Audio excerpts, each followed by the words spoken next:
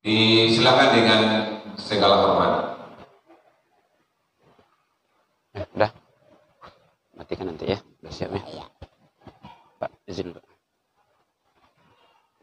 Ustaz, kasih ya. Masya Allah, semangat ya.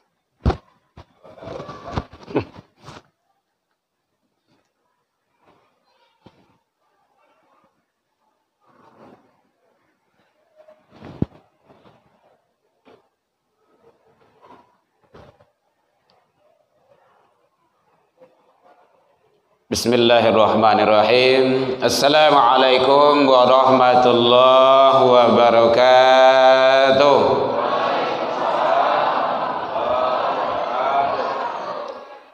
Alhamdulillahilladzi unzila fihil Qur'an hudan linnas wa bayyinatin minal huda wal furqan. Ashhadu an la ilaha illallah wahdahu la syarikalah wa ashhadu anna Muhammadan abduhu wa rasuluh sallallahu alaihi wasallam la nabiyya ba'da amma ba'du. Hamdan wa syukran lillah. Seluruh puji dan syukur selalu tiada hentinya kita ucapkan kehadirat Allah Subhanahu wa taala. Alhamdulillahirabbil alamin biidznillah wa qadarullah.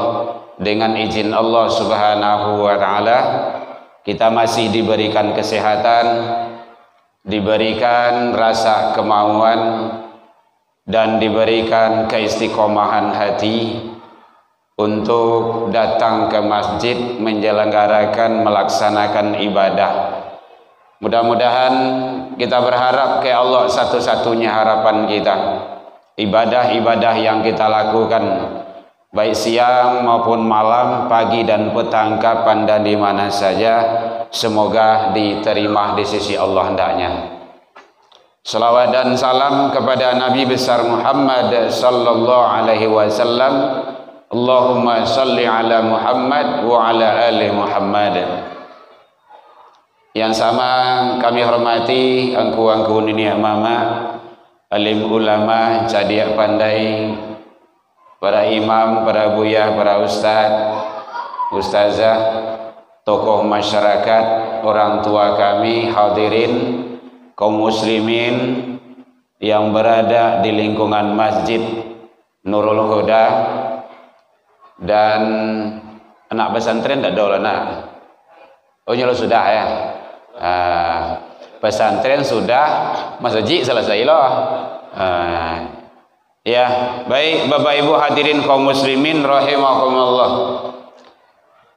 Sekarang kita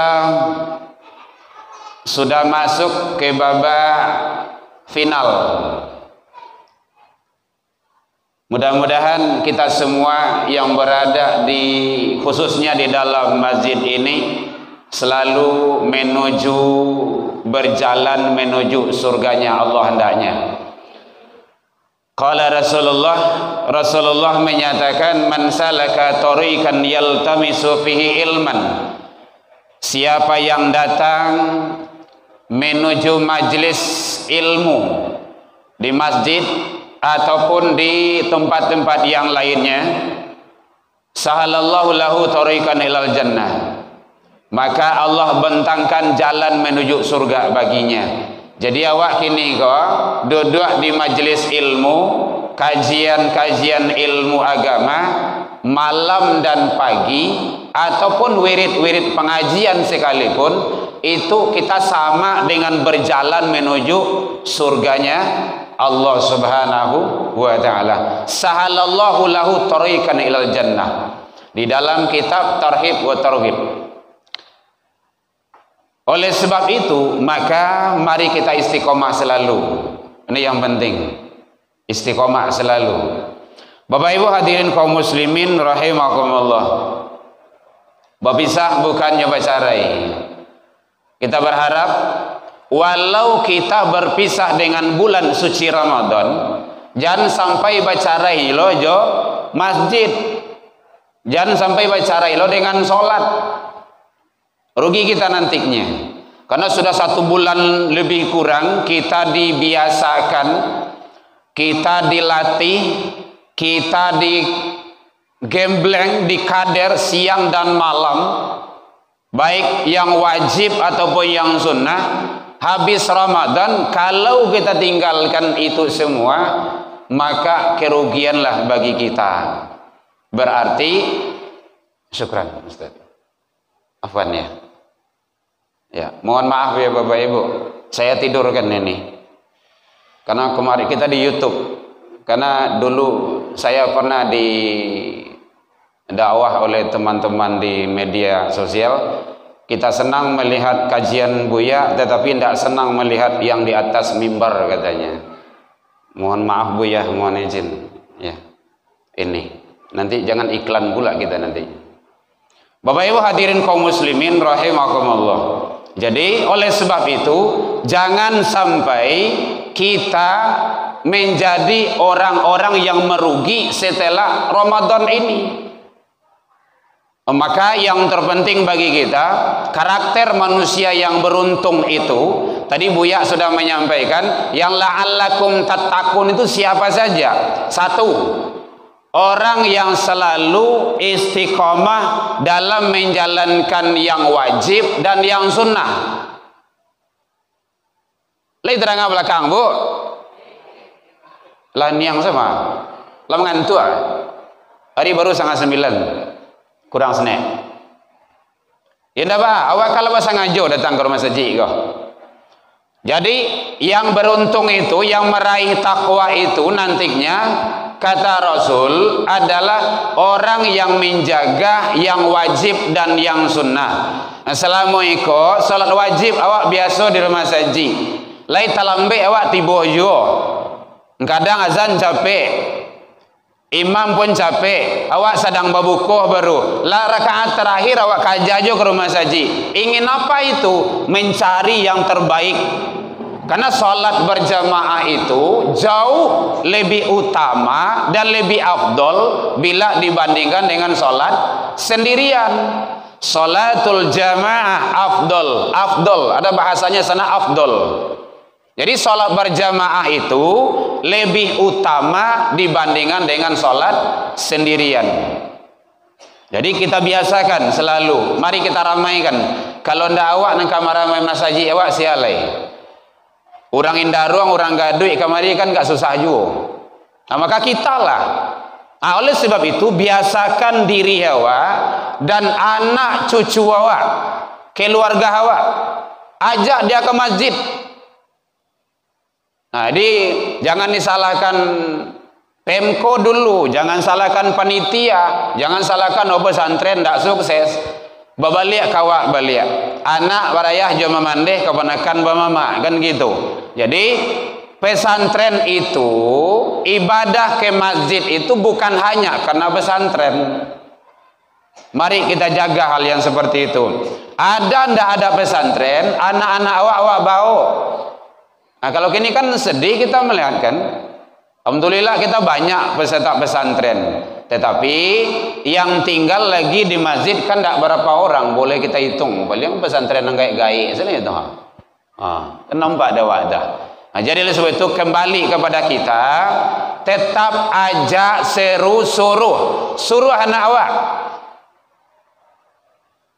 Kapan perlu diberangi seketik, gak dikarain saya. Nah gitu, sholat masjid. Yuk cop sama. Nah gitu. Jadi jaga yang wajib dan yang sunnah. Karena sholat berjamaah itu jauh. Bapak Ibu, kenapa selalu guru kita, ustaz kita, buya kita, ulama kita menyampaikan sholat. Karena sholat itu menentukan. Status seseorang itu ditentukan oleh ibadah sholat. Awalu ma yuhasabu bi'abdi yaumal qiyamah as-sholah. Pertama kali nanti seseorang hamba masuk di akhirat itu ditanya tentang sholat. Tentang sholat. Rasulullah saja menyampaikan ke anak beliau. Siapa anak Nabi yang perempuan itu? Fatimah. Fat, sholat. Saya Rasulullah, bapakmu tidak bisa menolong di akhirat kalau engkau tidak sholat. Jadi para lu sholat tuh. Kok kamu meninggalkan sholat? Dia Rasul dulu. Tetapi Rasulullah tuh sampai bangkak kaki beliau dek sujui. Jadi mari kita jaga hal-hal yang sangat menentukan nasib awak di akhirat kelak. Di dunia kau sabantahnya Bapak Ibu. Nah tadi Buyah lah menyampaikan tadi, harta yang ada tu hanya untuk dunia kalau tidak dimanfaatkan, bermanfaat nanti di akhirat. Di sinilah sarananya. Makanya beliau menyampaikan tadi sangat gesit sekali bahwa perumpamaan orang yang memberikan hartanya pada jalan Allah itu sudah jaminan bagaikan dia menanam 1 butir tumbuh 7, kemudian dalam 7 itu berbuah 100, beri 1 dikali 100 700, yudha'afullahu, Allah melipat gandakan. Jadi hadirin kaum muslimin, mari jaga yang wajib dan pelihara yang sunnah. Kadang-kadang yang sunnah kok kan buang remeh lah bagai. Niang banda salat sunnah, kan sunnah kau mah. Bu, apa pengertian sunnah bu? Kalau di Karajuan, babahlo, ditinggal, marugi, ditinggal, ndak berdosa, ditinggal, ndak bahado. Gitu. Di Karajuan babahlo ditinggal marugi. Iyo rugi hawa iyo. Contohnya 2 rakaat sebelum subuh kan salat sunnah itu. Qablal subuh khairu minad dunya, lebih baik daripada dunia dan isinya. Itu baru salat sunnahnya. Apalagi kalau salat subuhnya.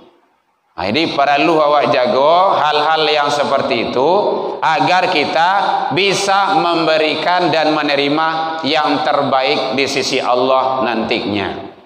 Yang kedua, ibu lah 5 watt nampaknya gua. Hari lah 8:30 dah. Ya, kita memang juga biasa jarang lama-lama, paling 15 menit gitu kan. Itulah lama tuh. Yang kedua, yaitunya tadi Buya sudah awak menyampaikan di Buya sudah mengingatkan zakat fitrah jangan sampai lupa. Ada yang lupa membayar zakat fitrah, ada. Lah sudah rayo baru tak kena. Karena kita memang pernah ditelepon dulu oleh ibu-ibu. Halo, assalamualaikum Buya. Waalaikumsalam ibu. Ya. Alah rayo orang di Padang. Padahal awak sudah rayo tu mah. Alah sekali baru coba. Batu ambo di luar negeri gini gua. Jadi alum bayar zakat lah dah. Oh gitu ya. Iya. Berarti ibu lupa mah. Iyo lupa. Berarti tak kena tu dah. Iyo sebenarnya. Jadi le boleh bayar gini kok. Lai zakat yo. Ndak. Itu tu. Ya ndak dah. Jadi bayarlah zakat fitrah, man adallaha zakatul fitrah qabla shalah. Siapa yang membayar zakat fitrah sebelum salat Idul Fitri fahiya zakatul makbulah. Itulah zakat yang makbul, yang diterima. Wa man adallaha zakatul fitrah, siapa yang membayar zakat fitrah ba'da shalah, sesudah salat, fahiya sadaqah min sadaqah, maka statusnya berubah menjadi sedekah biasa. Jadi jangan sampai lupa, kini mana tahu dek sibuk karayo kah, persiapan rayo, mungkin membuat kue karayo, atau baju anak karayo, baju abah anak karayo, dan segala macamnya persiapan rayo, lupa membayar zakat, maka kita yang akan rugi. Kata Rasul, syahrul ramadana mu'allakun bainas sama wa tiwal ard. Ramadan seseorang tu tergantung antara langit dan bumi, ndak naik, ndak turun. Yu'adiyun sadaqatul fitrah, sebelum ditunaikan zakat fitrah. Berapanya itu sudah disampaikan oleh Buya kita tadi. Langsung ke masjid, ke panitia, itu adalah lebih baik agar bisa disalurkan kepada yang berhak menerimanya. Jadi jangan lupa, Bapak Ibu hadirin kaum muslimin rahimakumullah. Kemudian yang terakhir yaitunya bahwa pesan Rasul malam terakhir itu jangan sampai diabaikan. Penentu detik-detik terakhir adalah kondisi seseorang, amalia seseorang adalah sangat makbul dan diijabah di sisi Allah Subhanahu wa taala. Orang yang mendapat maghfirah, orang yang mendapat ghufiralahu, ampunan dari Allah, orang yang betul menjaga Ramadannya dari awal sampai akhir, bukan awal dan akhir. Awal puasa, akhir puasa, tengah-tengah hendak tunda yodo. Jadi mari kita jaga dan mari kita bagaimana tetap istiqomah menjalankan ibadah di masjid yang sama kita muliakan ini, agar ibadah kita tetap dalam pandangan Allah ibadah yang makbulan. Bapak Ibu hadirin kaum muslimin rahimakumullah. Nah, jadi oleh sebab itu mari sisa-sisa umur kita ini, entah kapan kita akan meninggal dunia kita tidak tahu. Mana tahu Ramadan ini adalah Ramadan terakhir bagi kita. Mana tahu malam kini kok malam terakhir bagi awak. Tidak tahu kita Ramadan yang akan datang belum tentu kita bisa ketemu. Jadi oleh sebab itu mari kita maksimalkan, jaga ibadah selalu, jangan sampai ditinggalkan. Modea saja susah nyui duit, yang sholat jangan sampai ditinggalkan. Hadirin kaum muslimin, sampaian ke anak cucu awak, sholat jangan sampai ditinggalkan, karena Allah sudah menyampaikan seperti itu. Nanti di akhir zaman banyak generasi-generasi mereka itu mengabaikan ibadah sholat. Mudah-mudahan Allah ridho kepada kita dalam menghadapi hidup dan menjalankan kehidupan ini untuk kebahagiaan kita dunia dan akhirat.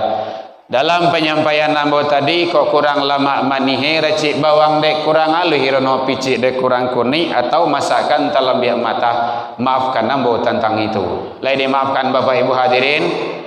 Alhamdulillah jauh dari itu kita juga sudah saling maaf memaafkan. Mari kita hiasi selalu hidup kita dengan ibadah agar Allah ridho kepada kita hidup dunia dan akhirat. Ila liqa fastabiqul khairat wabillahi taufik wal hidayah. Wassalamualaikum warahmatullahi wabarakatuh.